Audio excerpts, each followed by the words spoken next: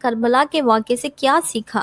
امام حسین اور پورے اہل بیت کی قربانی ہمارے لیے کیا معنی رکھتی ہے؟ ہمارے نبی صلی اللہ علیہ وسلم امام حسن اور امام حسین کے بارے میں جب وہ اپنی ماں کی گود میں ہی تھے فرمایا کہ یہ جنت کے نوجوانوں کے سردار ہے۔ بھاگتی ہوئی گئی اور دیکھا کہ آپ صلی اللہ علیہ وسلم امام حسین کو اپنے سینے سے لگا کر بہت زیادہ رو رہے تھے۔ امت میرے حسین کو ذبح کر دے گی۔ یزید کی حکومت انصاف اور دین کے صحیح طریقے پر نہیں تھی تو امام حسین نے بیعت سے انکار کیا۔ کوفہ سے ہزاروں خط آنے لگے۔ امام حسین ان کے گھر والوں اور ان کے کچھ ساتھیوں کے ساتھ کوفہ کی طرف روانہ ہوئے۔ جب امام حسین ایک جگہ پہنچے اور وہ جگہ کا نام کربلا تھا۔ السلام علیکم ورحمۃ اللہ وبرکاتہ ایوری ون۔ ہم ہر سال محرم کے مہینے میں کربلا کے واقعے کو یاد کرتے ہیں، تھوڑے بہت آنسو بہاتے ہیں، پھر کچھ دن بعد بھول جاتے ہیں، پھر محرم آتا ہے اور پھر ہم وہی سب کچھ کرتے ہیں۔ اینڈ دا کویشچن از، ہم نے کربلا کے واقعے سے کیا سیکھا؟ امام حسین اور پورے اہل بیت کی قربانی ہمارے لیے کیا معنی رکھتی ہے؟ ہمارے نبی صلی اللہ علیہ وسلم امام حسن اور امام حسین کے بارے میں جب وہ اپنی ماں کی گود میں ہی تھے فرمایا کہ یہ جنت کے نوجوانوں کے سردار ہے۔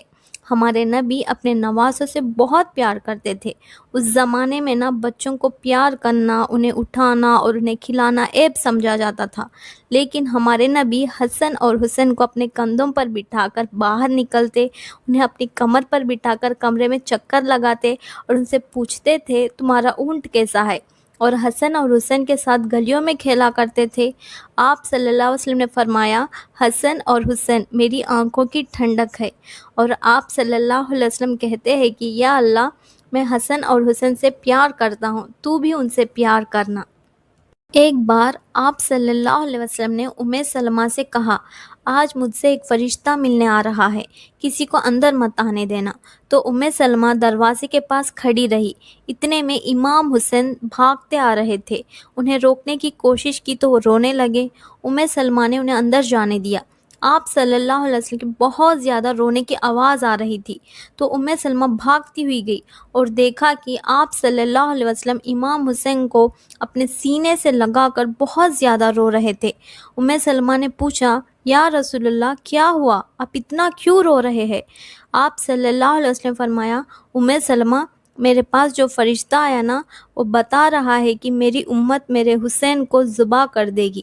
ہمارے نبی کو پتہ تھا کہ ان کے نوازوں کے ساتھ کیا ہونے والا ہے۔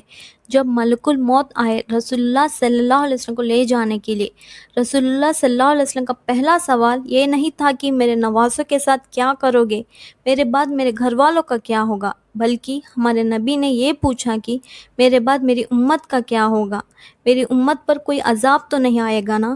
آپ صلی اللہ علیہ وسلم نے حضرت جبرائیل سے کہا، جا کے اللہ سے پوچھ کے آؤ کہ میری امت کے لیے کیا فیصلہ ہے۔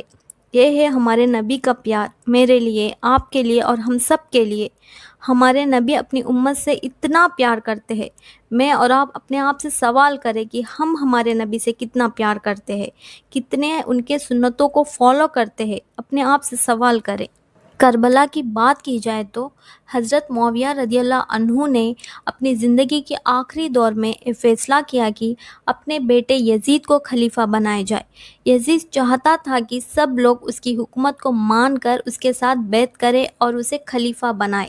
یزید کی حکومت انصاف اور دین کے صحیح طریقے پر نہیں تھی تو امام حسین نے بیعت سے انکار کیا۔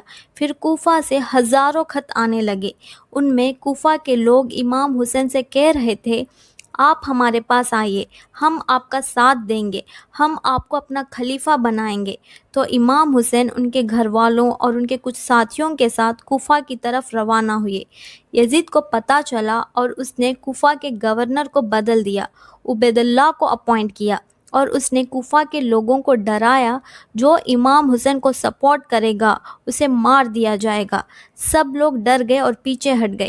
یہ بات امام حسین کو پتہ نہیں تھا، وہ کوفہ کے طرف روانہ ہو چکے تھے۔ جب امام حسین ایک جگہ پہنچے اور وہ جگہ کا نام کربلا تھا، عبید اللہ نے کربلا کی طرف ہزاروں کی فوج بھیجی اور وہ لوگ امام حسین کو یزید کی بیعت پر مجبور کرنا چاہتے تھے۔ امام حسین نہیں مانے اور انہوں نے 3 شرطیں رکھی: انہیں مدینہ واپس جانے دے، یا انہیں کسی دوسری جگہ چلے جانے دے، یا انہیں ڈائریکٹ یزید کے پاس جانے دے تاکہ ان سے خود بات کر سکے۔ ان لوگوں نے ایک بھی نہیں مانا۔ سامنے دریائے فرات تھا، اس کا راستہ بند کر دیا تاکہ انہیں پانی نہ ملے۔ عورتیں، بچے، گھوڑے سب لوگ پیاسے تھے۔ جنگ کی پہلی رات امام حسین نے اپنے ساتھیوں سے کہا کہ لوگ صرف مجھے چاہتے ہیں، تم لوگ واپس چلے جاؤ۔ سب نے کہا ہم نہیں جائیں گے، ہمیں جینا بھی آپ کے ساتھ ہے اور مرنا بھی آپ کے ساتھ ہے۔ جنگ کے کچھ وقت پہلے امام حسین کی آنکھ لگ گئی۔ جب وہ اٹھے مسکرا رہے تھے، ان کی بہن حضرت زینب نے پوچھا، بھائی آپ کیوں مسکرا رہے ہو؟ مسکرانے کا موقع تو ہے ہی نہیں، ہمارے سر پر تلواریں کھڑی ہیں اور ہم بھوک پیاس سے تڑپ رہے ہیں۔ تو امام حسین نے کہا، نانا میرے خواب میں آئے اور کہہ رہے تھے کہ بیٹا حسین میں تمہیں لینے آ چکا ہوں۔ 10 محرم عاشوراء کا دن صبح ہی ایک طرف ہزاروں کا لشکر اور دوسری طرف امام حسین، ان کے ساتھ تھوڑے بہت لوگ۔ جنگ شروع ہوئی۔ امام حسین نے ایک پیغام بھیجا کہ نماز کا وقت شروع ہو چکا ہے، کچھ وقت کے لیے جنگ روک دو، ہمیں نماز پڑھنے دو۔ تو انہوں نے کہا ہم نماز کے لیے جنگ نہیں روکیں گے۔ تو آدھے لوگوں نے نماز پڑھی، آدھے لوگوں نے جنگ لڑی، پھر آدھے لوگوں نے نماز پڑھی، آدھے لوگوں نے جنگ لڑی۔ زخموں سے بہتا ہوا خون کے ساتھ وہ لوگ وہاں کی مٹی سے تیمم کر کے میدان جنگ میں اللہ کے آگے سجدہ کیا، ایک ایک کر کے جنگ لڑنا شروع کیا اور ایک ایک کر کے سب شہید ہونے لگے۔ امام حسین اکیلے رہ گئے۔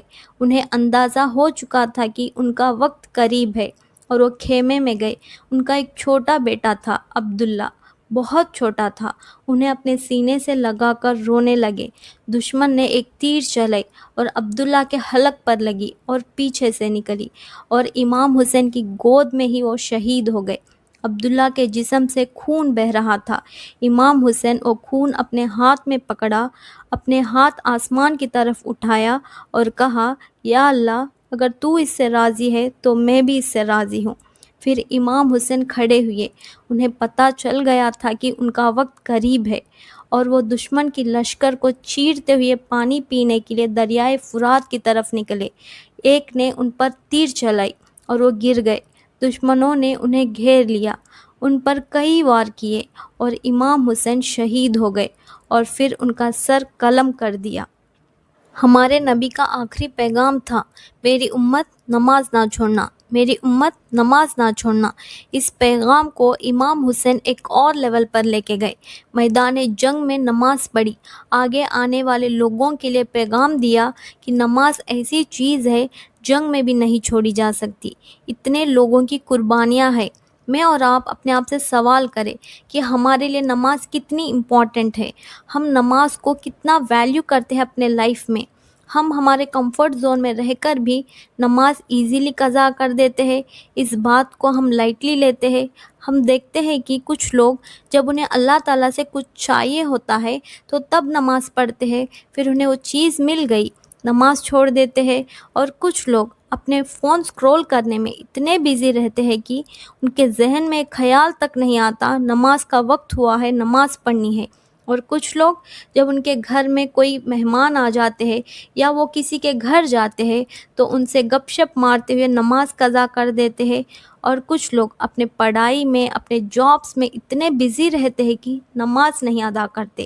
آپ بیمار ہو یا ہیلدی ہو، آپ بیزی ہو یا فری ہو، یا آپ گھر پہ ہو یا باہر ہو، یا آپ خوشی کے موقع پر ہو یا غم کے حالت میں ہو، نماز کسی بھی حالت میں چھوڑی نہیں جا سکتی۔ قیامت کے دن ہر انسان سے سب سے پہلے نماز کا حساب لیا جائے گا۔ نماز پورے ہے تو آگے کا حساب کنٹینیو کیا جائے گا، اگر پورے نہیں ہے تو اسے گھسیٹ کر جہنم میں ڈالا جائے گا۔ دنیاوی زندگی بہت چھوٹی ہے، اصل زندگی تو آخرت کی زندگی ہے۔ جب ہماری پوری لائف قیامت کے دن ڈسپلے کیا جائے گا نا، بس 5 سے 10 منٹ یا اس سے بھی کم ہوگا۔ اس دن انسان ریگریٹ ہوگا اور کہے گا کاش میں نے آخرت کی زندگی کے لیے کچھ بھیجا ہوتا۔ جو بھی لوگ یہ ویڈیو دیکھ رہے ہیں، اگر آپ نماز نہیں پڑھتے تو آج سے پڑھنا شروع کیجیے۔ نماز کو اپنے زندگی میں لے کے آئے اور اپنی زندگی کا حصہ بنائے اور آخری سانس تک اسے اپنی زندگی میں لے کے چلے۔ اللہ تعالی ہم سب کو مرتے دم تک سجدے کی توفیق عطا کرے، آمین۔ آج کے لیے بس اتنا ہی، ملتے ہیں نیکسٹ ویڈیو میں۔ السلام علیکم ورحمۃ اللہ وبرکاتہ۔